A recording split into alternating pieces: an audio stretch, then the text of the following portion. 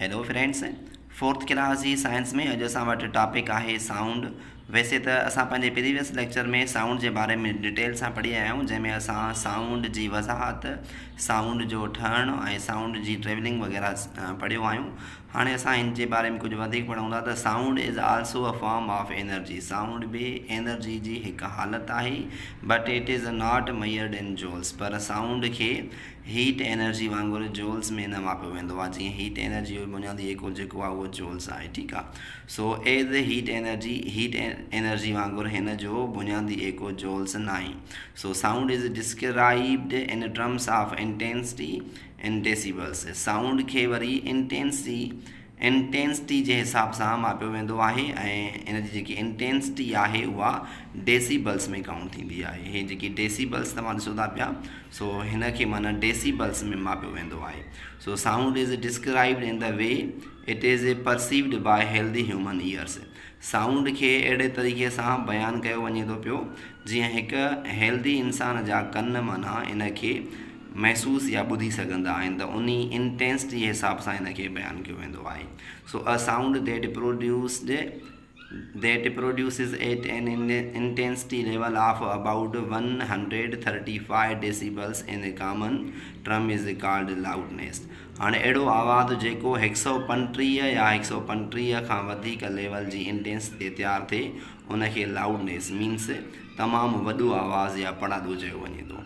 So which is loud enough to cause physical pain. हाणे इहो आवाज़ जेको 135 डेसिबल्स जी इंटेंसिटी या इन खां वधीक इंटेंसिटी तयारु थिए ऐं असांजे कननि ताईं पहुचे, सो इहो अहिड़ो आवाज़ माना असांजे कननि में तकलीफ़ पहुचाए सघे थो या दर्द पैदा करे सघे थो, ठीकु आहे। सो असांजा जेके कन आहिनि 135 डेसिबल्स जी इंटेंसिटी खां घटि वारो आवाज़ु आराम सां ॿुधी सघनि था ऐं बर्दाश्त करे सघनि था। पर जॾहिं 135 इंटेंसिटी खां वधीक आवाज़ असांजे कननि ताईं पहुचंदो त असांजे कननि जे परदनि खे तकलीफ़ ॾेई सघे थो, ठीकु आहे। सो असां इंसाननि जे कननि जे लाइ जेको आवाज़ु आहे उहो 15 डेसिबल्स, जेका इंटेंसिटी आहे 15 डेसिबल्स उन खां वधीक ऐं 115 डेसिबल्स जी इंटेंसिटी खां घटि वारो जेको आवाज़ु आहे असांजे कननि ताईं माना टॉलरेबल आहे ऐं आराम सां असां ॿुधी सघूं था। बाक़ी सिर्फ़ु 15 डेसिबल्स खां घटि हूंदो त असांजे कननि ताईं उनजो जेको आवाज़ु आहे उहो ॿुधण में घटि महसूसु थींदो ऐं 115 खां वधीक हूंदो त असांजे कननि ते तकलीफ़ पहुचाए सघे थो, माना असांजी बर्दाश्त खां ॿाहिरि आहे। सो हिन विच में जेको आवाज़ु आहे डेसिबल्स जी ॻाल्हि आहे, छो जो आवाज़ु मापियो वेंदो आहे डेसिबल्स में। त 115 खां हमेशह जेको घटि हुजे उहो असांजे कननि जे लाइ टॉलरेबल आहे, वधीक हूंदो त असांजे कननि जे लाइ टॉलरेबल न आहे ऐं असांजे कननि खे फिज़िकल पेन माना जिस्मानी तकलीफ़ मुहैया करे सघे थो। सो हाणे नेक्स्ट पेज ते मौजूदु आहे त medium for sound to travel through. आवाज़ खे सफ़र करण जे लाइ मीडियम घुरिजे। मीडियम हूंदो त आवाज़ु ट्रेवल कंदो ऐं मीडियम न हूंदो त आवाज़ु ट्रेवल न कंदो। ऐं उहो मीडियम कहिड़ी बि हालत में थी सघे थो। मीडियम मीन्स मैटर, असांजे आवाज़ खे ट्रेवल करण जे लाइ कोई न कोई मैटर घुरिजे, चाहे उहो मैटर सॉलिड में हुजे, चाहे उहो मैटर लिक्विड में हुजे, चाहे उहो मैटर गैस में हुजे। कंहिं न कंहिं हालत वारो जेको मैटर आहे उहो एज़ अ मीडियम असांजे आवाज़ खे घुरिजे ट्रेवल करण जे लाइ। सोचे थो त मैटर देट साउंड ट्रेवल्स, अहिड़ो मादो जंहिं मंझां आवाज़ सफ़र करे थो इज़ कॉल्ड द मीडियम, उनखे ई मीडियम चयो वञे थो, आवाज़ जो मीडियम चयो वञे थो। So the sound travels faster through solids. हाणे वरी ॿुधाए थो त जेके शयूं सॉलिड्स आहिनि उन्हनि मंझां आवाज़ तेज़ीअ सां सफ़र करे थो than liquids and gases. Liquid ऐं गैसिस खां वधीक सॉलिड में सफ़र करे थो, because solids are denser and compact closer. छाकाणि त सॉलिड्स शयूं डेंसर मीन्स घाटियूं हूंदियूं आहिनि, उन जा जेके मॉलिक्यूल्स आहिनि हिक ॿिए में वेझो हूंदा आहिनि। And support the fast transfer of sound. ऐं साउंड मीन्स आवाज़ खे तेज़ीअ सां ट्रांसफर करण में मीन्स सफ़र करण में सपोर्ट कनि था। So the outer space is very quite. मथे जेका स्पेस आहे उहा बिल्कुलु बि ख़ामोश आहे। स्पेस मीन्स खला, जंहिंमें कोई बि मैटर मौजूदु न हूंदो आहे, सो उते बिल्कुलु बि ख़ामोशी आहे। चाहे उते खला में जेॾो बि वॾो आवाज़ु पैदा थिए त उहो हिकु हंध खां ॿिए हंधि ट्रेवल न कंदो, छाकाणि त उते को मैटर कोन्हे, न सॉलिड में, न लिक्विड में, न गैस में, ठीकु आहे। So because outer space is a vacuum, छाकाणि त आउटर स्पेस जेका आहे उहा वैक्यूम आहे, मीन्स बिगेर मैटर जे आहे, with no air as a medium, उते काई हवा बि कोन्हे जेका मीडियम तौरु कमु करे फॉर साउंड ट्रेवल, जंहिं मां आवाज़ु सफ़र करे सघे। So this all the exploration activities happening on the sun, तंहिं करे सिज जे मथां जेके बि एक्सप्लोरन एक्टिविटीज़ थियंदियूं, मीन्स आवाज़नि वारियूं सरगर्मियूं थियंदियूं, can not be heard on the earth, उहे असां ज़मीन ते नथा ॿुधी सघूं, as there is no medium for sound to travel through from the sun to the earth. त आवाज़ खे सफ़र करण जे लाइ कोई बि मीडियम नथो मिले, जेको बि आवाज़ जिते ठहे थो पियो उनखे हेठि ज़मीन ताईं पहुचण में कोई बि मीडियम नथो मिले, त सिज वारो आवाज़ु जेको आहे उहो ज़मीन ते नथो पहुची सघे, ठीकु आहे। उनखां पोइ असां वटि मौजूदु आहे आवाज़ जा ही कुझु क़िस्म आहिनि। हिक खे चइबो आहे प्लेज़ेंट एंड अनप्लेज़ेंट साउंड्स, वणंदड़ ऐं न वणंदड़ आवाज़। हाणे वणंदड़ आवाज़ छाखे चइबो आहे ऐं न वणंदड़ आवाज़ छाखे चइबो आहे।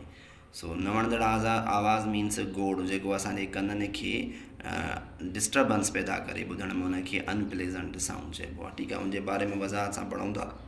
Sound is essential to our daily lives, असांजी रोज़ाना ज़िंदगीअ जे लाइ आवाज़ ज़रूरी आहे। बग़ैर आवाज़ जे असांजी ज़िंदगी मुश्किल थी वेंदी। हिक ॿिए खे पंहिंजी ॻाल्हि कीअं सम्झाए सघंदासीं या ॿिए जी ॻाल्हि कीअं ॿुधी सघंदासीं, पंहिंजो पैगाम ॿिए ताईं कीअं पहुचाए सघंदासीं या ॿिए जो पैगाम पाण ताईं कीअं पहुचाए सघंदासीं। सो उन जे लाइ माना असांखे हिक ॿिए जो आवाज़ु ॿुधणु ज़रूरी आहे। बग़ैर आवाज़ जे असां पंहिंजो पैगाम ॿिए ताईं पहुचायूं, जॾहिं लिखी करे उनखे ॾियूं वरी हू पढ़े त माना हिकु मुश्किल थी वेंदो, ठीकु आहे। So but noise is not, पर गोड़ असांजी ज़िंदगी में ज़रूरी न आहे, ठीकु आहे। नॉइज़ मीन्स गोड़ या शोर। So noise is generally described as an unwanted sound. हाणे नॉइज़ छाखे चइबो आहे, अणवणंदड़ आवाज़ खे नॉइज़ चइबो आहे। Or sound which is produces unpleasant effects and discomfort to the on the ears, या अहिड़ो आवाज़ु जेको असांजे मथां अणवणंदड़ असर छॾे या कननि जे लाइ डिस्कम्फर्ट छॾे, मीन्स बेआरामी पैदा करे। सो अहिड़े आवाज़ खे नॉइज़ चइबो आहे, ठीकु आहे।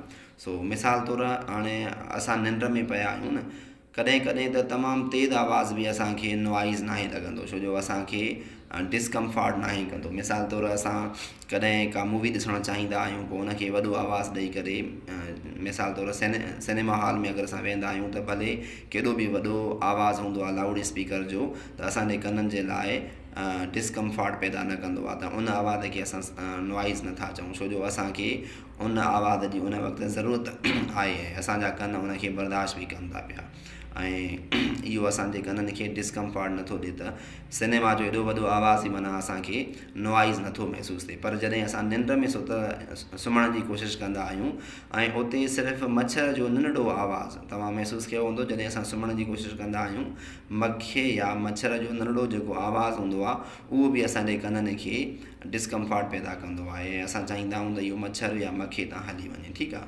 सो हाणे इहो नंढे में नंढो आवाज़ु जेको मच्छर या मखे पैदा करे थो, ऐं असां सुम्हण जी हालत में सुम्हण जी कोशिशि कयूं था पिया, त उहो असांजे कननि खे डिस्कम्फर्ट ॾिए थो। त हाणे इहो नंढिड़ो आवाज़ बि असांजे लाइ नॉइज़ आहे, ठीकु आहे। इहो मखे जो नंढिड़ो आवाज़ बि असांजे लाइ नॉइज़ आहे, ऐं हुते वरी लाउड स्पीकर जो एॾो वॾो आवाज़ु सिनेमा हॉल में बि असांजे लाइ नॉइज़ न हो, उहो प्लेज़ेंट साउंड हुयो। छो जो उते असांजा माना जेके कन हुया उहो ॿुधणु चाहिनि पिया, इन करे उहो एॾो वॾो आवाज़ बि असांजे लाइ नॉइज़ न रहियो। ऐं हिते मच्छर या मखे जो नंढिड़ो आवाज़ु जेको असांजी आराम में खलल पैदा करे थो ऐं असांजे कननि खे डिस्कम्फर्ट ॾिए थो पियो, त इहो असांजे लाइ वरी नॉइज़ आहे, ठीकु आहे।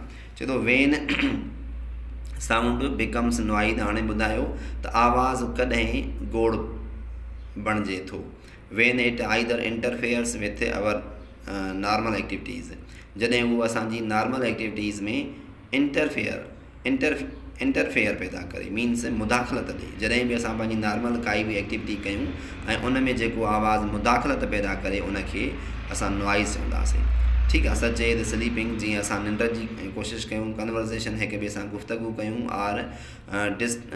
R disturbs one's quality of life, ऐं जेको असांजे कंहिं ज़िंदगीअ जी क्वालिटी खे मुतासिर करे उनखे असां गोड़ या शोर चवंदासीं। ठीकु आहे। सो जॾहिं बि असां सुम्हण जी कोशिशि कयूं या गुफ़्तगू कयूं त विच में नंढे में नंढो आवाज़ बि असांखे डिस्टर्ब कंदो आहे त इहो असांजे लाइ गोड़ आहे। ऐं जॾहिं असां सिनेमा हॉल में या कॾहिं शादी में वेहंदा आहियूं त म्यूज़िक जो वॾो आवाज़ बि असांखे डिस्टर्ब न कंदो आहे त उहो असांजे लाइ गोड़ न आहे। ठीकु आहे। सो गोड़ जी माना इहा वज़ह आहे त जॾहिं बि असांजी नॉर्मल एक्टिविटी में को आवाज़ मुदाख़लत करे ऐं असांखे डिस्कम्फर्टनेस पैदा करे त उन वक़्तु उहो गोड़ आहे, भले उहो नंढे में नंढो आवाज़ छो न हुजे। ठीकु आहे। So noise or sound is measured in the units of decibels. Sound खे डेसिबल्स जे यूनिट्स में मापियो वेंदो आहे and is denoted by the dB। ऐं डेसिबल जो जेको शॉर्ट फॉर्म आहे उनखे dB सां ज़ाहिर कयो वेंदो आहे। डिनोटेड मीन्स ज़ाहिर करणु।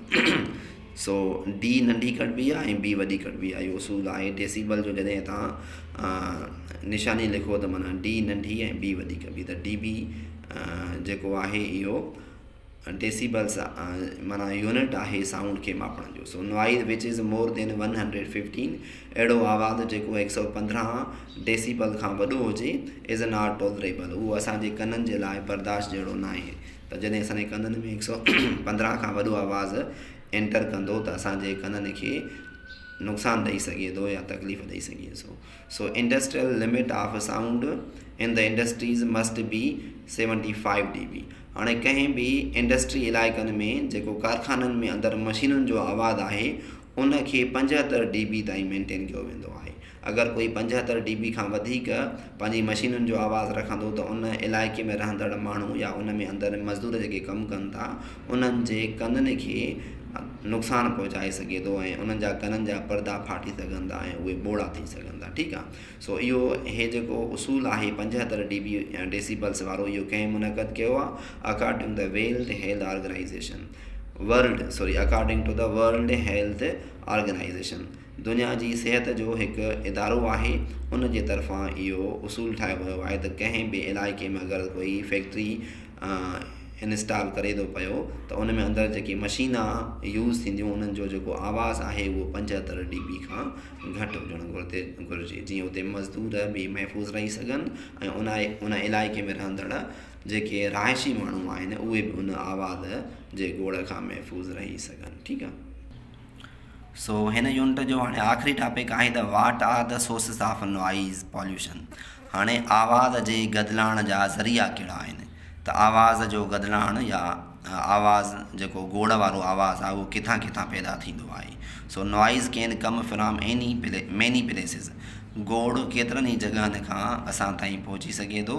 सो द टेबल बिलो list some sources of noise pollution. हेठि कुझु नॉइज़ पॉल्यूशन जा ज़रिया आहिनि जिन मां असांखे गोड़ मिलंदो आहे। ठीकु आहे। सो नॉइज़ पॉल्यूशन मीन्स आवाज़ जो गदिलाइण। सो हाणे आवाज़ जे गदिलाइण जा कहिड़ा कहिड़ा ज़रिया आहिनि। हाउस होल्ड सोर्स मीन्स घरनि में इस्तेमालु थींदड़ उहे ज़रिया जिन मां गोड़ पैदा थींदो आहे। जीअं फूड मिक्सर हिकु मशीन आहे जेका घर में किचन में इस्तेमालु थींदी आहे त उहा बि गोड़ पैदा करे थी।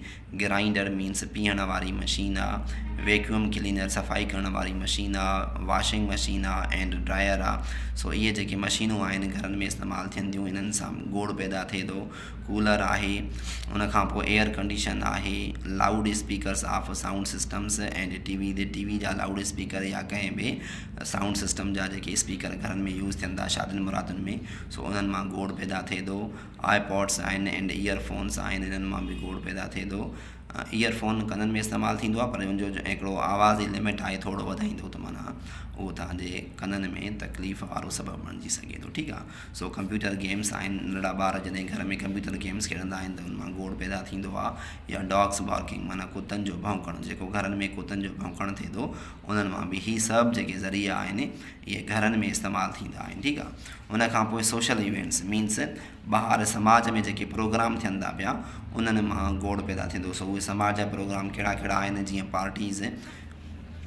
पार्टीज़ में लाउड स्पीकर इस्तेमालु थींदा आहिनि या माण्हुनि जो हुजूम हूंदो आहे ज़्यादा, सो उतां गोड़ पैदा थींदो आहे। वेडिंग्स शादियुनि में people selling items using loud speakers, या कंहिं बि मोहल्ले में अची करे माण्हू शयूं विकिरो कंदो आहे लाउड स्पीकर ते ॻाल्हाए करे या आवाज़ पैदा करे, सो इहो बि गोड़ पैदा करे थो। या others shouting others shouting out offers and trying to get customers to buy their goods. या ॿिया वरी वॾी आवाज़ में माना पंहिंजी ऑफर पेश कंदा आहिनि माण्हुनि खे कस्टमर्स खे पाण तरफ़ छिकण जी कोशिशि कंदा आहिनि पंहिंजूं शयूं विकिणण जे लाइ त माना इन्हनि क़िस्मनि जे कमकारनि मां बि गोड़ पैदा थींदो आहे ठीकु आहे।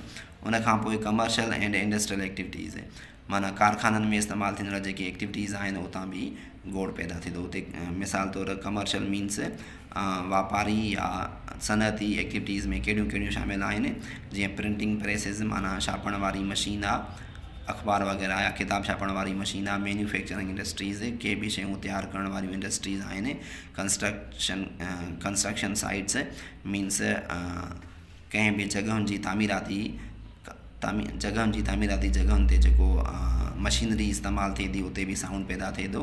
ट्रैक्टर्स जो इस्तेमालु थिए थो उते साउंड पैदा थिए थो या स्मॉल फैक्ट्रीज़ नंढा नंढा कारखाना आहिनि मॉलनि में उते बि उन्हनि जो आवाज़ पैदा थिए थो पियो। सो अहिड़े सभिनी शयुनि मां असांखे साउंड पॉल्यूशन मिले थो पियो ठीकु आहे।